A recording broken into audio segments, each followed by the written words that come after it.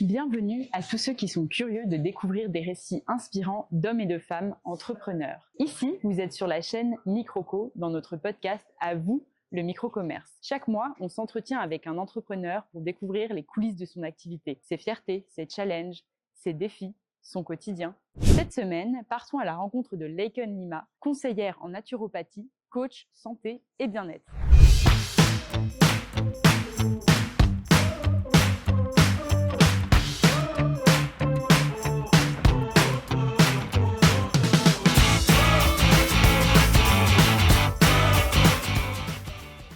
Bonjour Laken.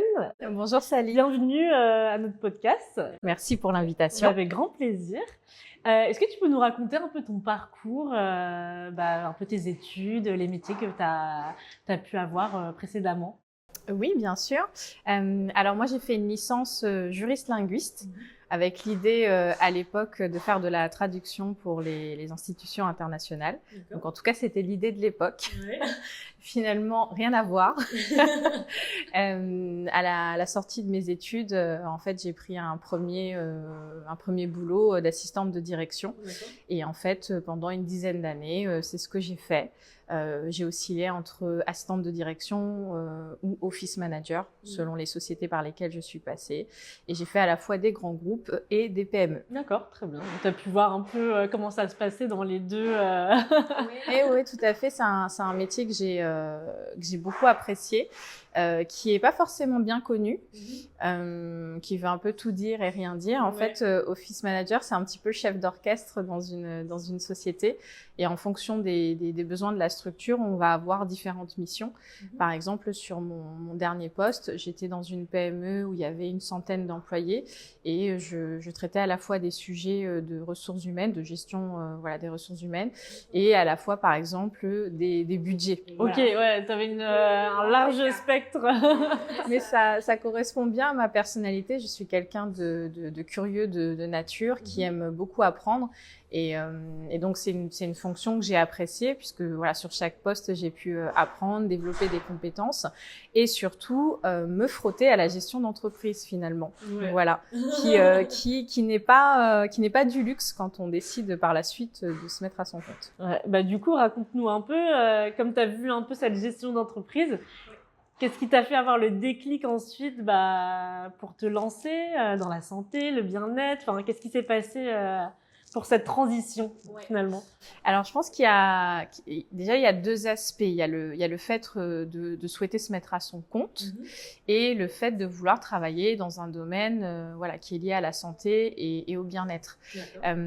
Alors sur la question, enfin du moins sur le sujet de se mettre à son compte, c'est quelque chose qui est là depuis très longtemps, mais qui n'était pas une envie finalement assumée, parce que se mettre à son compte, c'est aussi beaucoup de responsabilités.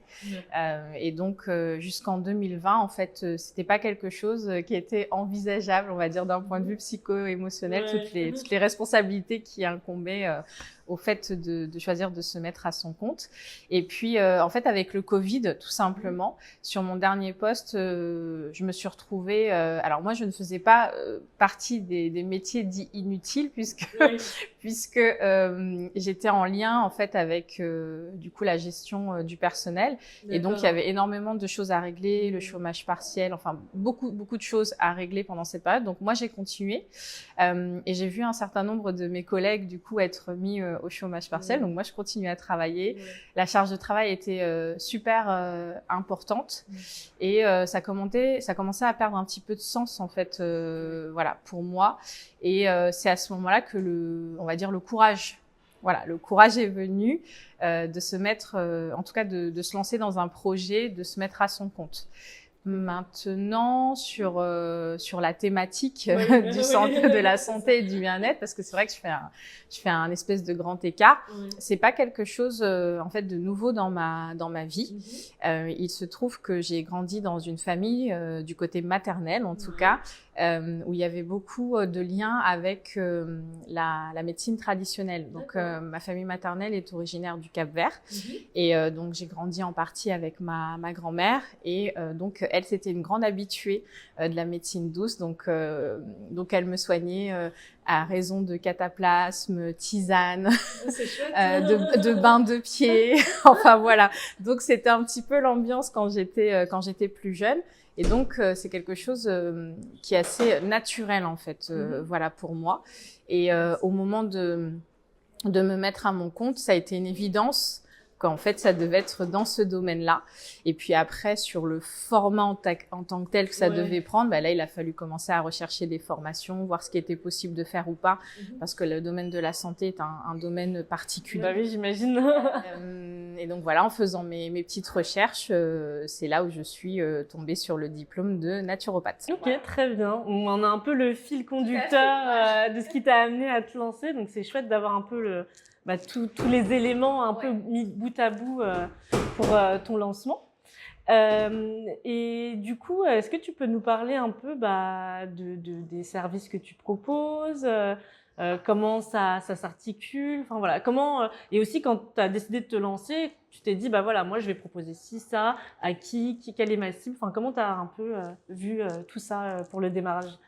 Alors, j'aimerais te dire que ça a été aussi évident sur le positionnement et sur la cible, mais pas du tout. En fait, en réalité, on tâtonne toujours au démarrage pour positionner son offre, savoir à qui on s'adresse. Je pense qu'il faut repartir peut-être de la définition de la naturopathie, parce que beaucoup de gens en fait ne connaissent pas, ou alors associent ce métier peut-être à d'autres professions. Et en fait, le naturopathe, c'est en quelque sorte le généraliste des médecines douces. D'accord, ok. Un bon résumé là. Ouais, exactement. Tout comme, entre guillemets, on va voir son médecin traitant qui, lui, va coordonner un parcours de soins dans le cadre de la médecine conventionnelle. Et en fait, on s'adresse à un naturopathe et c'est lui qui va, en fait, un peu coordonner notre parcours bien-être avec des outils de médecine douce, de santé naturelle. Et donc, la naturopathie vise essentiellement à favoriser la vitalité du corps et l'équilibre naturel. Et pour ce faire, elle utilise un certain nombre de techniques de santé naturelle. Et ça peut aller des choses les plus connues comme la nutrition, parce qu'on peut vraiment obtenir de beaux résultats à travers l'alimentation. Et puis, on peut aller sur des choses un peu moins connues, comme des techniques énergétiques, par exemple, si, bien évidemment, les personnes sont ouvertes sur ces sujets-là. Voilà un petit peu. Et puis, j'ai oublié de dire, j'ai une double casquette. Ah, on n'a pas oublié la double casquette. Tout à fait. Donc, je suis également coach spécialisée dans les sujets de santé et de bien-être. En fait, quand j'ai démarré ma formation en naturopathie, je me suis aperçue qu'on était d'excellents techniciens de santé naturelle, mais qui pouvaient manquer parfois la dimension psycho-émotionnelle. Et de comprendre en fait pourquoi les gens avaient du mal à se soigner notamment, qu'est-ce qui les freinait. Et donc c'est là où j'ai cherché un complément de formation et que je suis tombée sur cette formation qui était le coaching, mais appliqué pour des sujets de santé. Voilà, et dans ce cas-ci, le coaching... là, pour le coup, ça va être des gens qui sont plutôt à la recherche... ils cherchent à atteindre en fait des objectifs. Ça peut être aussi bien des objectifs personnels que professionnels, mais toujours avec cet angle finalement de bien-être. Voilà. Donc un petit peu pour les services. Ouais. Et du coup, quel est le profil un peu type des personnes qui viennent te voir Oui. Alors ça va te faire sourire, mais j'ai envie de te dire, contrairement à ce qu'on pense, c'est un peu monsieur et madame tout le monde. D'accord. J'ai aussi bien, par exemple, en naturopathie, j'ai aussi bien des hommes que des femmes. Okay. J'ai 60% de femmes et 40% d'hommes. Ce qui est plutôt miraculeux parce que généralement, dans tout ce qui est domaine bien-être, on a plus affaire à la jante féminine. Mais là, pour le coup, moi, c'est assez équilibré. On a jeunes, moins jeunes. Donc, le plus petit client. Alors, je dis client parce qu'en fait, en France, je ne suis pas autorisée à dire patient, comme c'est une profession qui n'est pas réglementée. Mais du coup, le plus petit a 1 an et demi et le plus âgé à 95 ans. Ok, ouais, donc t'as vraiment, Voilà, donc on a vraiment tout le monde qui vient, et le point commun, c'est l'envie d'être bien dans son corps et dans ses baskets. En gros, c'est ça le point commun pour tout le monde. Après, il y a souvent des demandes plus spécifiques, puisque bon, on est toujours en présence de déséquilibres de santé. Donc, on a le premier cas de figure, ça va être un déséquilibre qui est là depuis longtemps. On va dire chronique, voilà. Et à ce moment-là, les personnes sont à la recherche de nouvelles solutions. Ça fait un moment qu'elles sont dans un parcours de soins classique. Elles en sont plus ou moins satisfaites, ou en tout cas, il y a une dimension hygiène de vie sur laquelle elles doivent retravailler. Et à ce moment-là, elles pensent à nous. À une époque, dans le domaine de la santé naturelle, on avait des gens qui venaient par conviction. Donc avec un profil un peu écolo, j'ai mon jardin, je veux me soigner. Et donc aujourd'hui, on n'a plus du tout affaire à ces gens-là. En tout cas, moi, au cabinet, ce ne sont pas des gens que je rencontre. On a affaire à des gens surtout qui cherchent à aller mieux, si possible, avec des solutions naturelles. Mais c'est pas forcément le prérequis. J'ai quelques personnes qui viennent avec cette dimension conviction, mais finalement, c'est surtout des personnes qui souffrent et qui cherchent tout simplement un complément de soulagement par rapport à la médecine conventionnelle. Et puis on va avoir des personnes aussi qui sont plutôt sur des déséquilibres passagers. Ça va être le cas typique, quelqu'un qui a fait un burn-out, quelqu'un qui vient de faire une opération et en fait qui cherche en fait tout simplement à sortir de cette phase de transition un peu compliquée et de le faire si possible sans médicaments en fait. Voilà, donc c'est un peu les deux profils qu'on va avoir. D'accord. Et du coup, quand ils arrivent là comme ça en consultation, comment ça se passe? Ah non, je peux pas dire.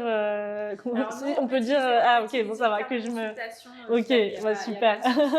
Quand ils arrivent, comment ça se passe? Voilà, comment tu engages la conversation? Enfin. Alors généralement, il y a un premier contact. Alors soit j'ai été recommandée, à ce moment-là, les gens prennent rendez-vous directement, mais ils ont aussi la possibilité de m'appeler pour vraiment comprendre de quoi il s'agit, parce que souvent en fait, ils savent pas exactement ce que c'est la naturopathe. C'est souvent associé ou à diététicien ou éventuellement à phytothérapeute ou encore sophrologue. Donc les gens sont souvent un peu perdus. Donc je laisse la possibilité de m'appeler pour demander des informations et surtout s'assurer qu'ils sont au bon endroit. Donc il y a généralement un premier appel. Ensuite, il y a le remplissage d'un questionnaire, très important, parce que même si on parle de médecine douce, en fait, les gens n'ont pas conscience, mais il y a énormément d'interactions et de contre-indications quand on a recours à des plantes médicinales. Et donc, en fait, ce questionnaire vise surtout à évaluer s'il n'y a pas de risque, d'interaction, ce genre de choses. Mais aussi, moi, je l'utilise comme une espèce de préparation mentale, parce que comme c'est un questionnaire qui est assez long, ça permet de mettre la personne en position de réfléchir un petit peu à ce qui se passe dans sa vie, depuis combien de temps ça se passe. Donc, elle arrive déjà un petit peu, voilà. C'est passé quelque chose dans la tête, ça a travaillé un peu. Mais donc, ils arrivent en consultation, j'ai déjà une image, en fait, de la situation. Et ce qui me permet aussi d'être, on va dire, plus concentrée sur la personne versus lui demander où vous habitez, combien de frères et sœurs vous avez. Donc, on essaye d'aller en consultation, d'être vraiment plus focus sur la personne et éventuellement de prendre un complément d'information. Mais en tout cas, au stade de la consultation, on a déjà ce questionnaire. Et pendant la consultation, là, ça se passe en plusieurs fois. Donc, je m'assure que la personne comprenne bien de quoi il s'agit. Le consentement, c'est quelque chose de très important pour moi. Donc, on commence toujours par là, savoir si la personne a bien compris de quelle spécialité il s'agit, si elle est OK avec ce qui se passe, lui expliquer comment la séance va se passer. La deuxième partie est consacrée à récupérer des informations complémentaires, parce que j'ai pas tout en fait avec le questionnaire. La troisième partie, moi je vais proposer en fait des stratégies par rapport à ce que la personne m'a indiqué, et on prend en compte pas seulement les aspects, on va dire physiologiques, mais il y a en fait la configuration familiale, quels sont les moyens, les ressources financières de la personne, quelles sont ses envies. Tout le monde n'a pas les mêmes envies. Moi, j'ai des ambitions pour les gens, mais peut-être qu'ils n'ont pas les mêmes. Et donc, Et donc, je propose des stratégies et on s'assure qu'elles soient réalistes par rapport à la situation de la personne. Une fois qu'on a fait ça, donc la consultation se termine et moi, sous 3 jours, je renvoie en fait à un protocole de naturopathie dans lesquels en fait on va reprendre la stratégie sur laquelle on s'est mis d'accord et je vais expliciter les différents outils. C'est-à-dire que si on a décidé d'avoir recours à la nutrition et un type de nutrition par rapport à tel type de problématique, du coup je vais le cas classique, quelqu'un qui vient avec une problématique inflammatoire. Il y a beaucoup de maladies qui en tout cas ont pour origine des inflammations, et ben là du coup on va appliquer une nutrition de type anti-inflammatoire. Donc là je vais l'expliquer dans le protocole.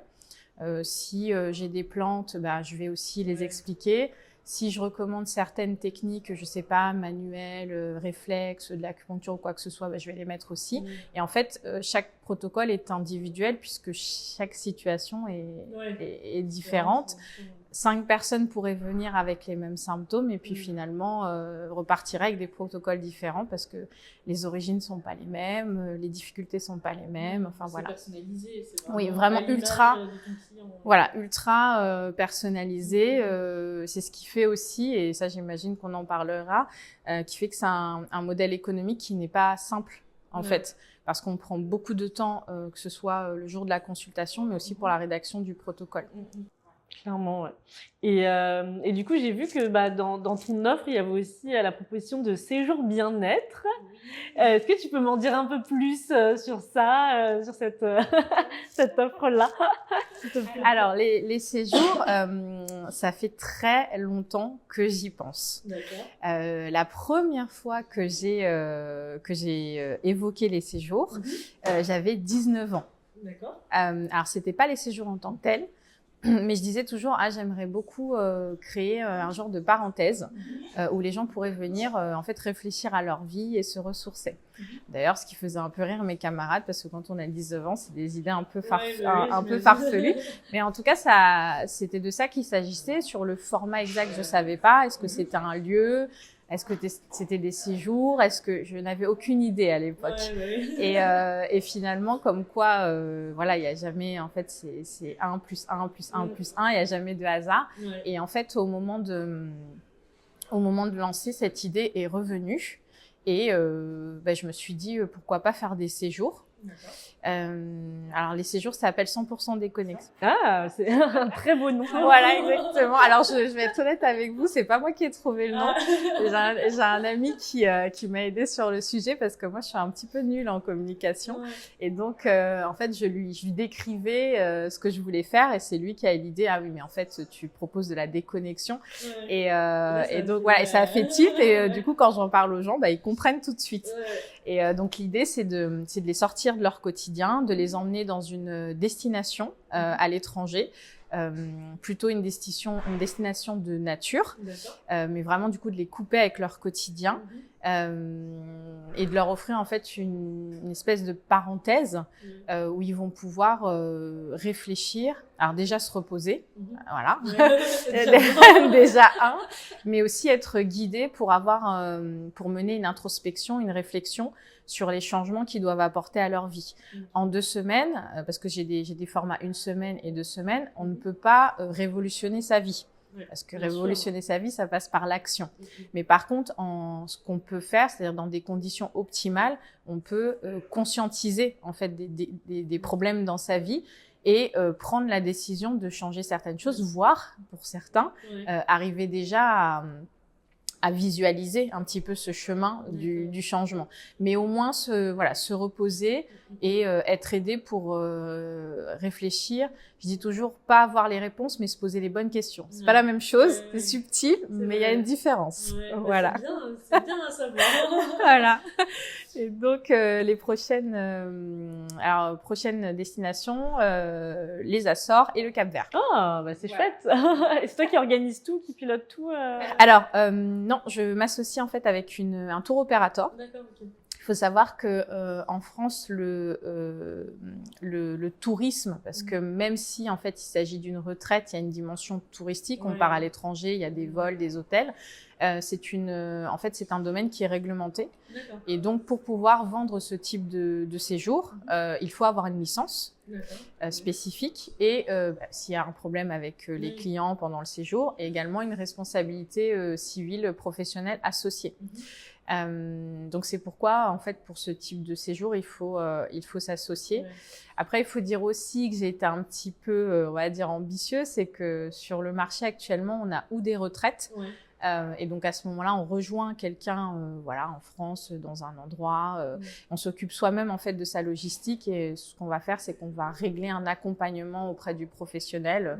Ça peut être je sais pas un prof de pilates, un sophrologue, un psychologue et donc le psychologue ou enfin on va dire le professionnel ne fait régler que son accompagnement et moi pour le coup je veux faire quelque chose de tout compris. Vraiment enlever la charge de l'organisation en fait au client et aussi je pars du principe que la destination est un outil supplémentaire pour aider la personne à faire de l'introspection.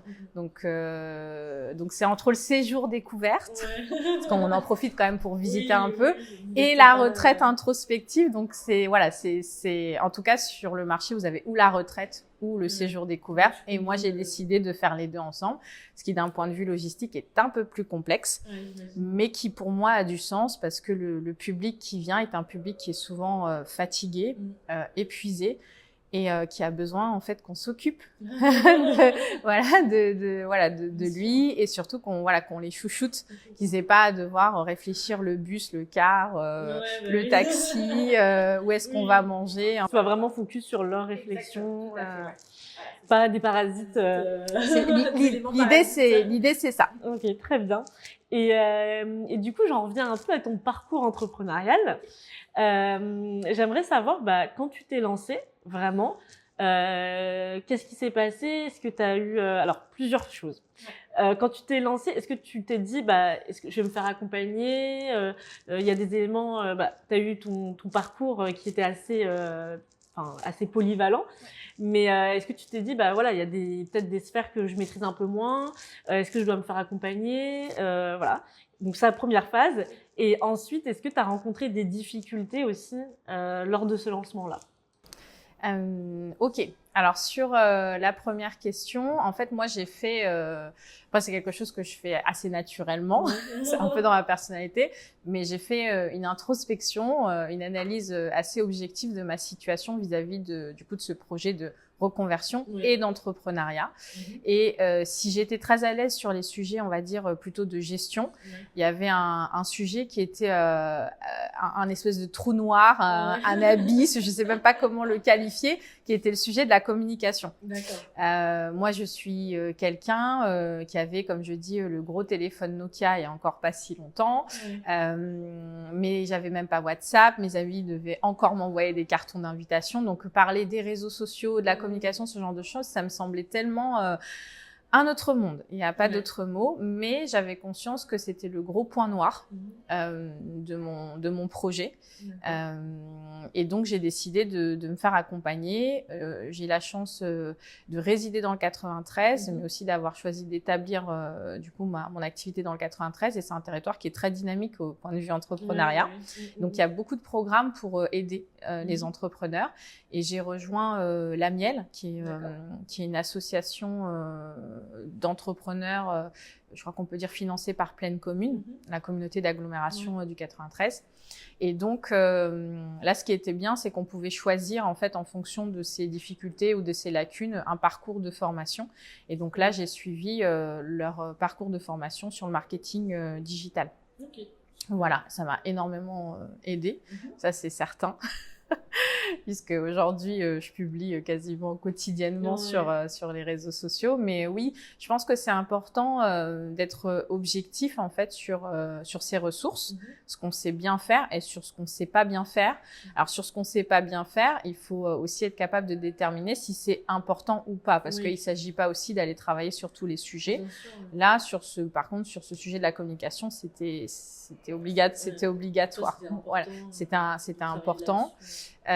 Surtout que la profession, la naturopathie, en fait, je ne bénéficie pas de l'aura de la profession au sens où peu de gens connaissent ou connaissent mal. Donc, je savais que j'étais obligée de devoir faire de la pédagogie et de communiquer sur le rôle d'éducation finalement sur le sujet. Donc ça, c'est ce que je conseillerais à n'importe quel entrepreneur, c'est d'être en capacité de dire, bah ça fonctionne, ça fonctionne pas. Et quand ça fonctionne pas, de pouvoir se faire aider par des gens, bien sûr, compétents, pas par la voisine, qui peut être très sympathique et nous soutenir dans notre projet, mais qui n'a pas forcément les compétences. Ça, c'était le premier point. Et la deuxième question, c'était si tu avais rencontré des difficultés au lancement. Ah mais Sally, ça c'est une question ça. Et quelles étaient-elles?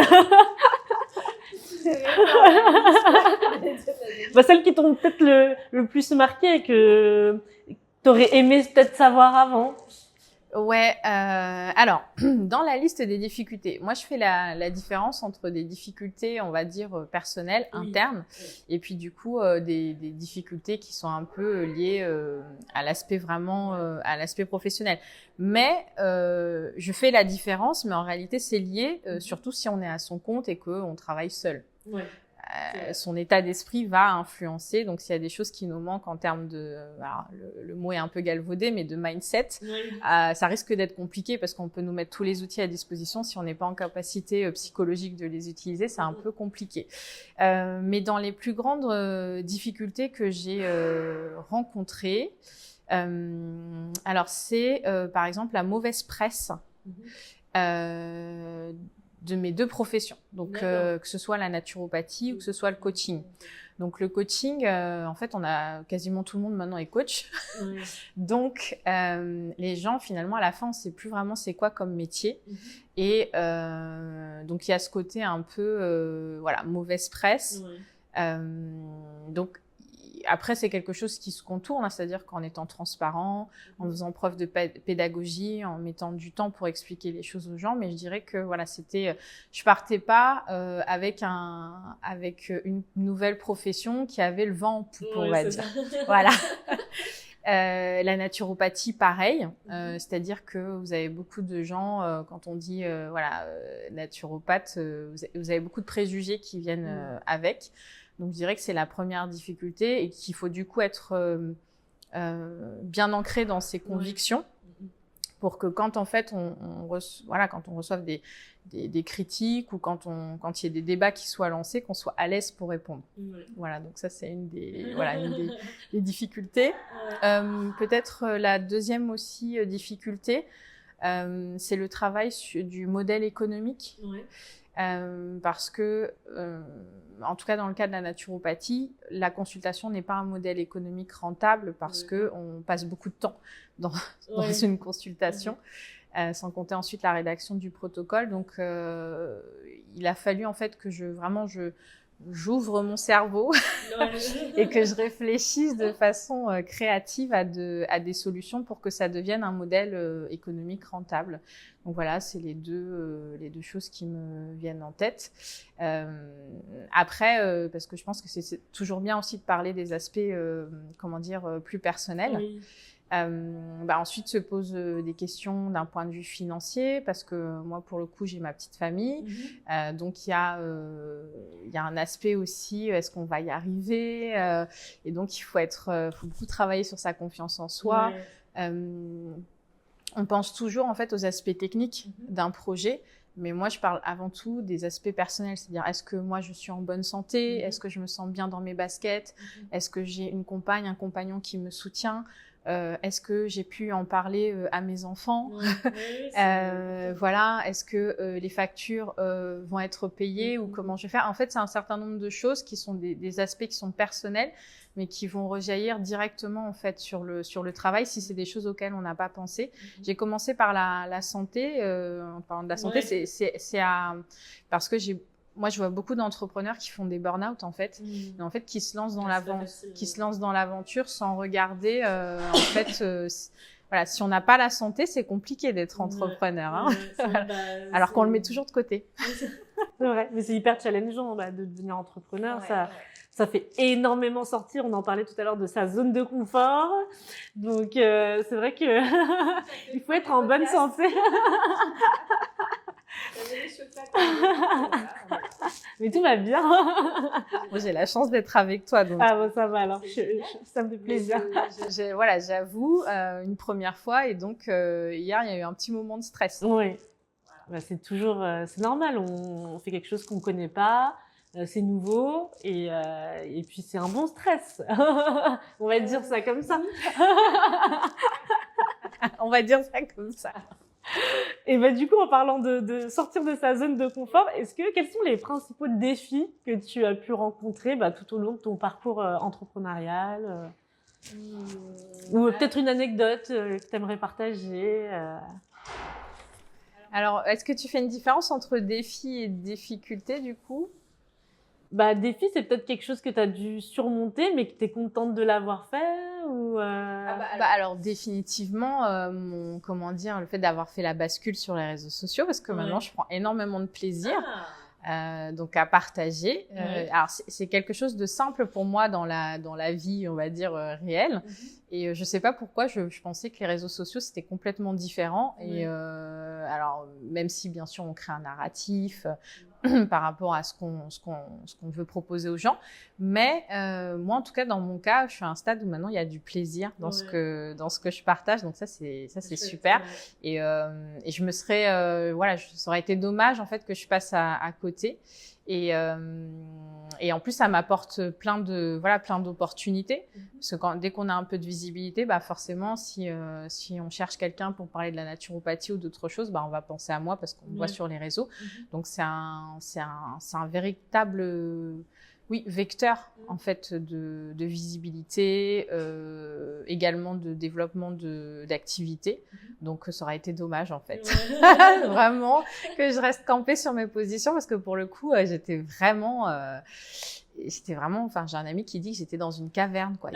Oui non, ils étaient fatigués. Tu pars de loin quoi. Ah oui, non, ils étaient fatigués de moi parce qu'ils pouvaient même pas, enfin même vous savez entre amis les petits groupes WhatsApp, on va organiser un week-end, même ça ensuite il fallait qu'on m'appelle pour me faire le débriefing de qu'est-ce qui s'était dit et tout ça, et donc on faisait des échanges via téléphone ou via rendez-vous physique, et donc il y avait un côté un petit peu anachronique. Et alors j'ai très bien vécu pendant cette période, c'est plutôt les autres qui ont souffert de mon manque de modernité, mais je me serais tiré une balle dans le pied, franchement. C'est super d'être aussi inscrit dans le moment présent, parce que ça me permet aussi de mieux comprendre les difficultés que les gens traversent, et d'adapter, parce que la santé naturelle, il y a un côté un peu mémérisant parfois, la tisane, les bains de pieds ou des choses comme ça. Donc le fait aussi de mieux comprendre finalement le public, ça m'aide à proposer, je trouve, des solutions plus adaptées.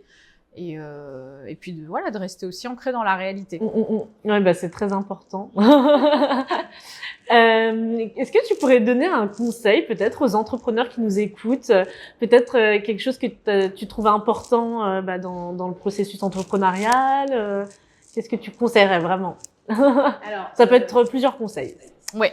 Alors le premier, mais du coup c'est une redite par rapport à ce que j'ai dit tout à l'heure, c'était d'être le plus honnête possible sur ses capacités actuelles. D'accord.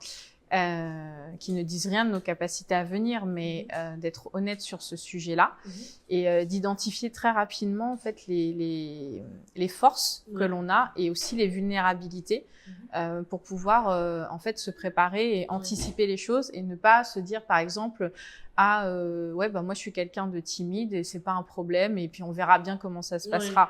Non, je suis quelqu'un de timide, donc c'est quelque chose que je dois intégrer en fait dans le développement de mon activité. Alors ça peut être du coup contourner et avoir des activités où on n'a pas besoin d'être vraiment devant les gens, ou ça peut être aussi du coup travailler sur sa timidité, mais dans tous les cas se dire les choses à soi-même. Les gens n'ont pas forcément besoin d'être au courant, mais d'être honnête, c'est la première chose. La deuxième concerne, donc je reviens sur la communication, ne pas attendre. Moi pendant longtemps, j'avais un petit peu l'idée de la communication un peu comme avant, communication, j'appelle ça catalogue. Donc on a un produit fini et puis du coup, une fois qu'on a le produit, du coup on commence à vendre. Et ben non, j'ai découvert que c'était totalement autre chose et qu'on pouvait, par exemple, moi dans mon cas, j'ai fait un parcours de formation en plus de ma reconversion. On peut tout à fait commencer à communiquer sans avoir un produit qui est fini. On peut parler de son parcours, de sa démarche.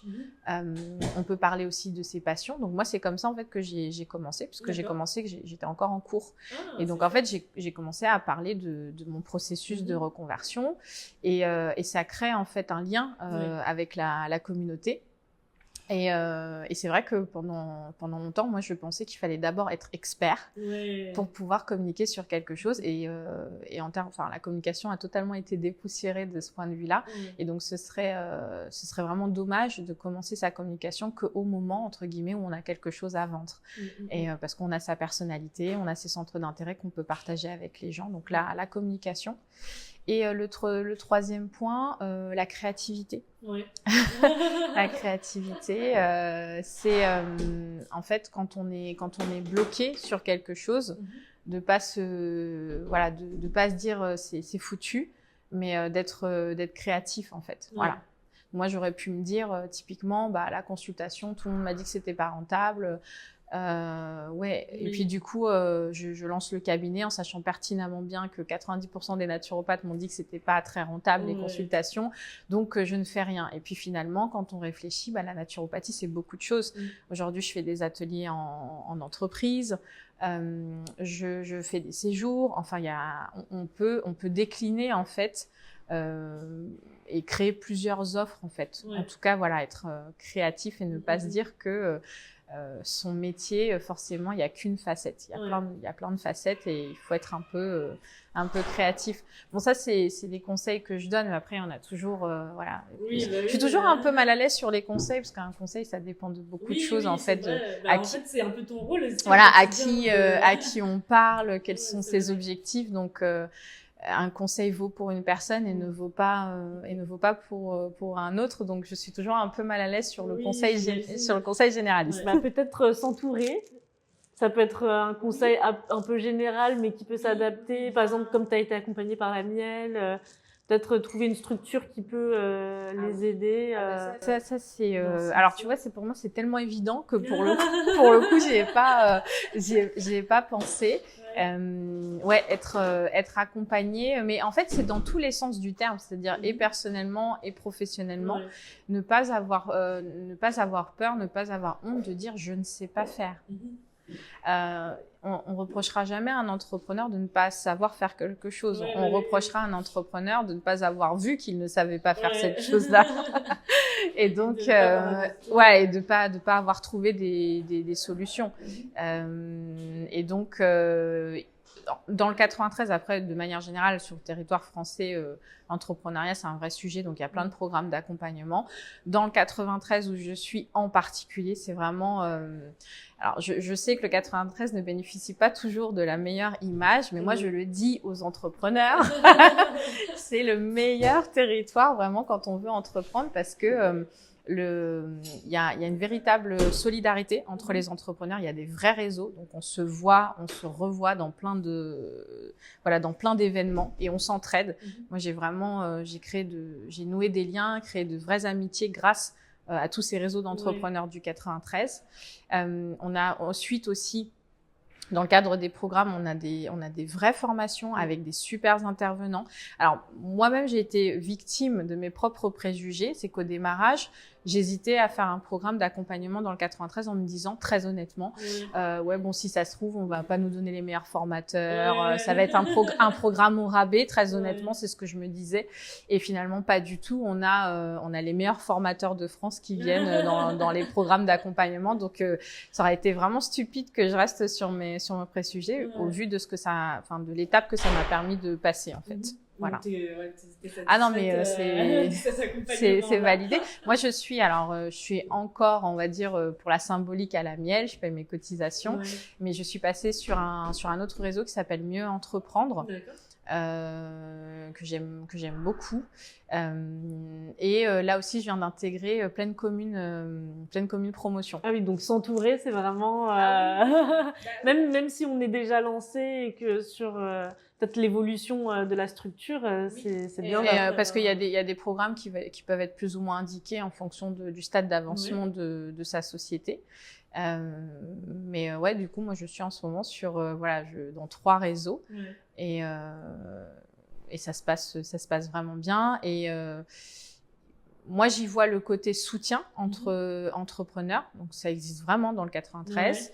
Il y a aussi un côté développement d'activité. Alors, moi, c'est vrai qu'en tout cas, en termes de communication, je suis surtout sur du B2C. Mais je fais en fait des choses pour les entreprises. Et dans le cadre de ces réseaux-là, c'est aussi comme ça que j'ai pu placer certaines prestations. Voilà, ou pour des collectivités, ou pour des associations, ou pour des entreprises. Ça te permet aussi de faire du networking. Tout à fait, oui. De rencontrer des personnes. Alors, voilà. Après, c'est toujours pareil. Il faut voir en fonction de ses objectifs si c'est pertinent ou pas. Sûr. Moi, c'est vrai que dans ma reconversion, j'ai aussi une chance, c'est que la santé, ça concerne tout le monde. Donc, entre guillemets, je peux, avec mon boulanger, avoir une consultation comme un chef d'entreprise. En fait, tous les endroits où je vais sont des occasions, en fait, de networker et de donner sa carte de visite. Donc, voilà, ce qui n'est pas forcément le cas de tous les domaines où il faut quand même souvent être un peu plus focus et rétrécir un petit peu parce que le temps est compté. On peut pas être partout, donc on peut pas être sur tous les réseaux et il faut que ce soit pertinent par rapport à sa stratégie de développement. Bien sûr. Et du coup, ça va être la fin du podcast. Alors, pour quelqu'un qui hésitait ce matin, ça va, tout va bien. Donc, du coup, pour finir, est-ce que tu peux nous dire où est-ce qu'on peut te retrouver, du coup, sur les réseaux, comme on voit ta communication, comment ça se passe? Alors déjà au cabinet à Saint-Ouen, aussi via mon site internet, et puis sur les réseaux sociaux. Donc moi je suis sur LinkedIn, mais aussi et surtout sur Instagram et Facebook. Et là très très prochainement on va se mettre sur TikTok aussi. Donc voilà. C'est à quel nom du coup? Alors en fait c'est Laken Lima, donc sur tous les réseaux, donc en plus avec mon prénom et mon nom, c'est pas difficile de me retrouver. Donc voilà, donc j'ai du contenu au quotidien, je partage des astuces sur la santé, aussi un petit peu sur tout ce qui peut aider à être mieux dans son corps et dans ses baskets, comme je dis. Très bien, ce sera le mot de la fin du coup. Je te remercie d'être venu nous voir et d'avoir enregistré ce podcast avec nous. Merci encore pour l'invitation. Et on se dit à la prochaine, peut-être dans ton cabinet. À bientôt. À bientôt. Au revoir. Si le podcast vous a plu et vous a inspiré, on vous invite à liker la vidéo et à nous suivre, car c'est le meilleur moyen de nous soutenir.